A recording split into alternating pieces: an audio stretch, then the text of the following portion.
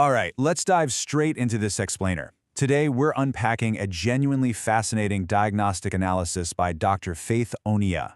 We're going to be looking at how Nigerian Christianity often functions, well, less like a cure and more like a social sedative. We'll examine the intersection of faith, individualism, and systemic change to really understand how religious structures can treat the symptoms of societal pain while leaving the actual root causes entirely untouched. Now, to really get this, we have to start with Karl Marx's famous medical metaphor.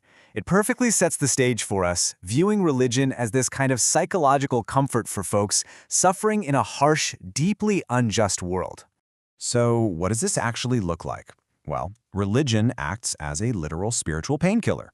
It dulls the real pain without changing the structures that are producing it in the first place. Dr. Anya notes in the source material that in the Nigerian Christian context, this isn't just some high-level theory, it's an everyday lived reality for millions of people. Here is the roadmap for our explainer today. We'll cover 1. Religion as a painkiller. 2. The rise of individualism. 3. High devotion, zero impact.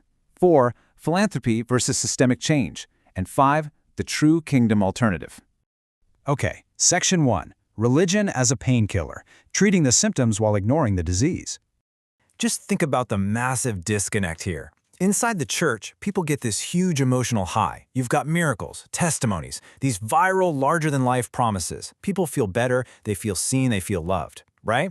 But then Monday morning rolls around, and those same people return to a decaying reality of poverty, crime, rampant corruption, and deep injustice.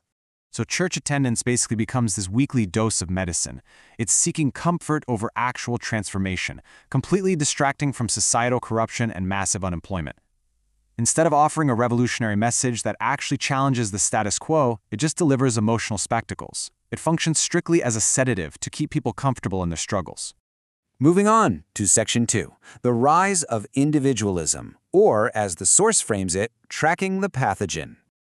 This part is absolutely fascinating. Historically, there was this massive shift from the communal, justice-oriented early church to the highly individualized modern prosperity gospel. The analysis actually points back to Cold War-era CIA soft power initiatives that encouraged charismatic movements abroad. Why? Because promoting individual salvation and personal wealth was seen as way safer than collective, justice-oriented liberation. The goal subtly shifted away from transforming the community towards self-centered prosperity. The big takeaway here, individualism is safe. Community transformation, that is dangerous. Nigerian churches absorbed an ideology where the prophetic gift was completely reduced to a private commodity. It became all about prophesying for a new car or a business promotion rather than actually prophesying against systemic oppression and deep-rooted corruption. Which brings us to Section 3. High devotion, zero impact. Let's look at the actual mechanics of this sedative. Dr. Omiya points out how this environment breeds what's called the megachurch pipeline. It's totally a one-way street. Money and blind loyalty flow straight up to the leaders, while blessings and prophetic words just sort of trickle down selectively. Anyone who questions this gaping wealth disparity, they're silenced, and their critical thinking is quickly labeled as a demonic attack. And this creates a really jarring societal paradox. Materialism and consumerism have completely corrupted devotion to the point where it has zero measurable impact on crime or education. Churches preach for success, yet poverty persists. They pray for health while public sanitation fails entirely. They prophesy for wealth, yet corruption reigns supreme. The society is incredibly highly religious emotionally, but socially, it's completely asleep. Section 4. Philanthropy versus systemic change. Band-Aids versus the cure. Now, you might be wondering, wait, don't churches do a ton of charity work? Well, yes. Giving out relief aid is absolutely noble. But the analysis argues it's ultimately just symptom management. It's like putting a Band-Aid on a crumbling wall. It offers free food and temporary health clinics, which is great, but it's temporary relief. True kingdom impact requires the systemic cure, actually building lasting systems, advocating for justice, and challenging the corruption that causes the need for that free food in the first place. Let's be real. Treating a symptom is always going to be easier than fighting the actual disease.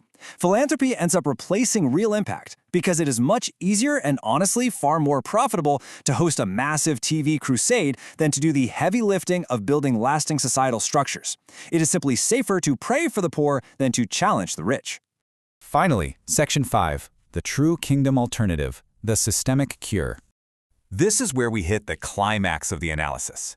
The proposed systemic cure is that the kingdom of God isn't supposed to be a Sunday hobby. It's a 24/7 practical reality. It demands righteous leaders and just economies reaching deep into the social and economic levels of daily life. It's supposed to drive technical and cultural innovation alongside environmental care. It is purposefully designed to save the soul and restore the system simultaneously. To back this up, the source highlights a pretty powerful translation of Romans chapter 12. It's a call to stop transforming God into a consumer product. Quote, "Take your everyday ordinary life and place it before God as an offering. Don't become so well adjusted to your culture that you fit into it without even thinking." That is a direct, undeniable challenge to the whole opium mindset. So we're basically left standing at a crossroads here. We have to choose between a comfortable sedative, a religion that merely comforts people and sells miracles for individual gain, or a system-restoring reality, a kingdom that actively challenges injustice, transforms entire communities, and totally redirects your life. And I'll leave you with this final, provocative thought from the text to chew on long after this explainer ends. Will we be opium peddlers, merely sedating the masses, or will we be kingdom builders, doing the hard, messy work of actually transforming society? Thank you so much for joining me today. Keep analyzing the structures around you and keep learning.